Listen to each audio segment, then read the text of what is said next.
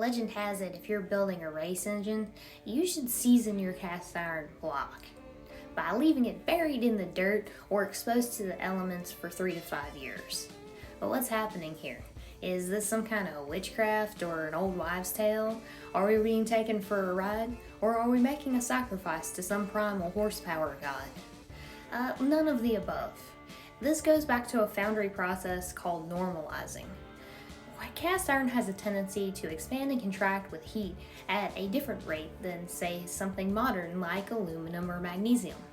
According to a number of stories, there were car manufacturers that did a version of this where they left engine blocks completely exposed to elements on their back lot, just let them rust for a set period of time, and then installed those engines in vehicles, sometimes even advertising them as seasoned. As a less extreme version of this, Bill Grumpy Jenkins' drag racing legend was said to take an engine and drive it on the street, strip it down, and then build it as a race engine. From a more modern perspective, a block is considered seasoned if it's simply been used at this point.